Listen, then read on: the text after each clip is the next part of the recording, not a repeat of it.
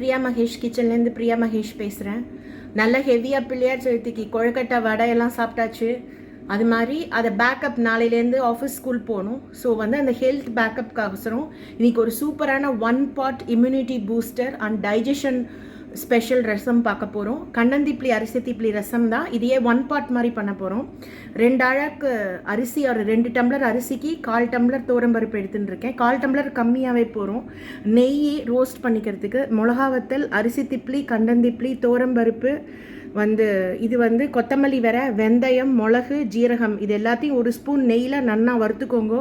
Dry roast பண்ணுறது better, ஏன்னா துளி வேணால் போட்டுக்கலாம் நெய். அப்புறம் தக்காளி, கருவேப்பிலை, 2 பச்சை மிளகா, அப்புறம் புளி வந்து கரைச்சி எடுத்துக்கணும்.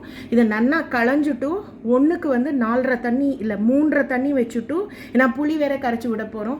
ரொம்ப தளர வேணும்னா நீங்கள் 4 டம்ளர் தண்ணி வச்சுக்கலாம்.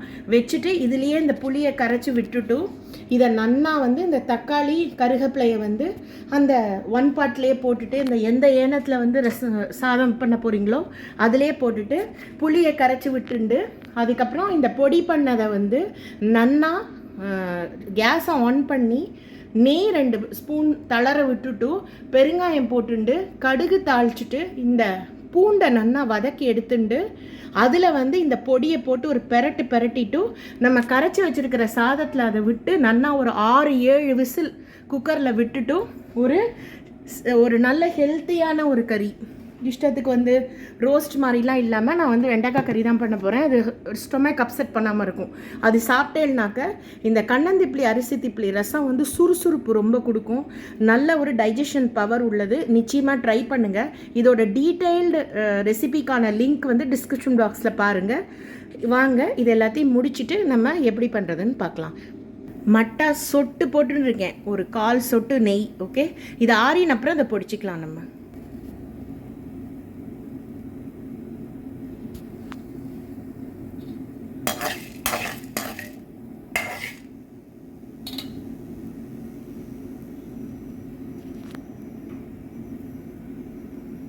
இது வெடிச்சிடுத்துங்க. வெடிக்கும் போது வீடியோ எடுக்க முடியல.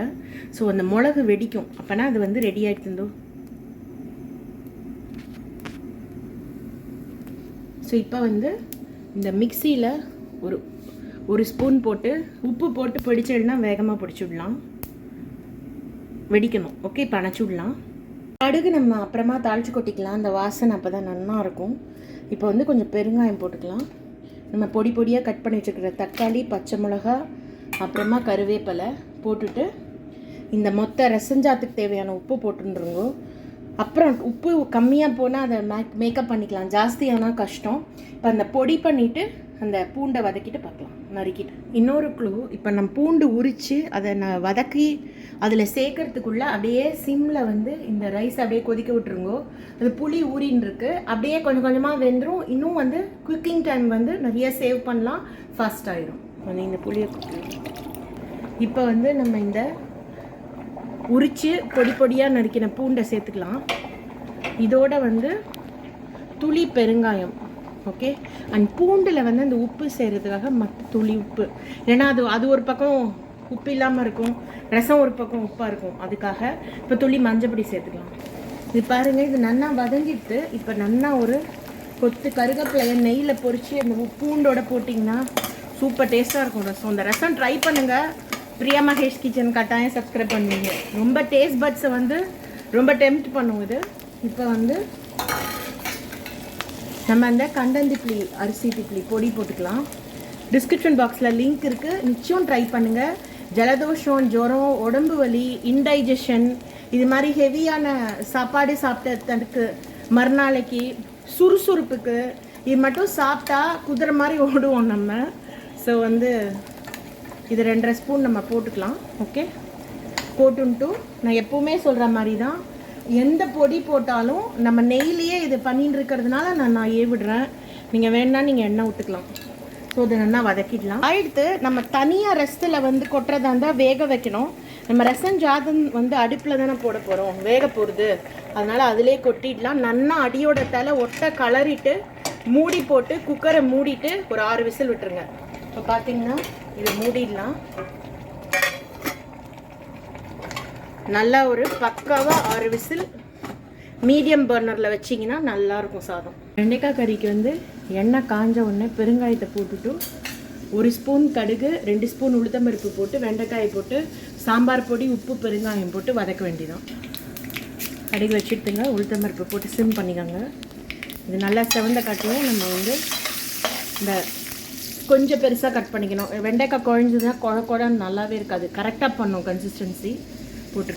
இப்போ வந்து இந்த வெண்டைக்காய் போட்டுருங்க. அதிலே 2 கருவேப்பிலை வாசனை போட்டுவிட்டேன். இதுக்கு மேலே நம்ம சாம்பார் பொடி உப்பு 2 போட்டுக்கலாம். அண்ட் ஆல்வேஸ் சாம்பார் பொடி போட்ட உடனே கொஞ்சம் எண்ணெய் விட்டு நல்லா அடியோட தலை கலரிட்டு ஒரு ஹாஃப் தீயில் ஓப்பன் தவாவில் குக் பண்ணுங்கள். க்ளோஸ் பண்ணிங்கன்னா குழஞ்சிரும். சில பேருக்கு பிடிக்காது. மகேஷ்க்கு வந்து தொடவே மாட்டார் குழஞ்சிட்டுனா. ஸோ இது உதிரியாக இருந்தால் தான் அது வெண்டைக்காய் கறி. அது சிம்மில் பொறுமையாக வதக்கணும். வெந்தப்புறம் பார்க்கலாம். நம்ம ரசஞ்சாதை நல்லா வெந்துடுத்து கிடிக்கியை பிடிச்சிட்டு நல்லா இந்த கரண்டியால் மசிச்சு கலருங்க. இப்போ இந்த நெய் உருகிடுச்சிங்க. 1 ஸ்பூன் நெய் போதும். பாக்கி சர்வ் பண்ணும்போது நீங்கள் சூடாக போட்டுக்கலாம்.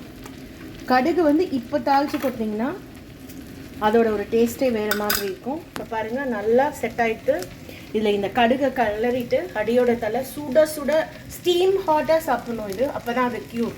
அப்புறம் இந்த வெண்டைக்காய் கறியோட ட்ரை பண்ணி பாருங்கள். If you like papads are a good choice. So அது வந்து மறுபடியும் அதில் எண்ணெய் இருக்கும் பப்பட்டில். ஸோ வேணால் ஓவனில் ஃப்ரை பண்ண papad will be better. So சாப்பிட்ட நெய் எண்ணெய்க்கு தானே இதை நம்ம பண்ணுறோம். மருந்து ரசம் கலந்துட்டு பார்க்கலாம். சூடான 1 பாட் கண்டந்திப்ளி ரசஞ்சாதம் ரெடி. குக்கர்லேயே பண்ணிட்டோம். நம்ம வெண்டைக்காய் கறியோட சூப்பராக இருக்கும். என்றைக்கெல்லாம் ஹெவி ஃபுட்ஸ் எடுத்துக்கிறீங்களோ அன்றைக்கி மறுநாள் இது மாதிரி ஒரு ரசம் வச்சுட்டிங்கன்னா டைஜஷனுக்கு சுறுசுறுப்புக்கு எல்லாத்துக்குமே ரொம்ப நல்லது. இதுவரையிலையும் Priya Mahesh kitchen channel subscribe பண்ணலன்னா லைக் பண்ணுங்கள், ஷேர் பண்ணுங்கள், சப்ஸ்கிரைப் பண்ணுங்கள். மீண்டும் ஒரு அருமையான ரெசிபியில் சந்திக்கலாம். நன்றி.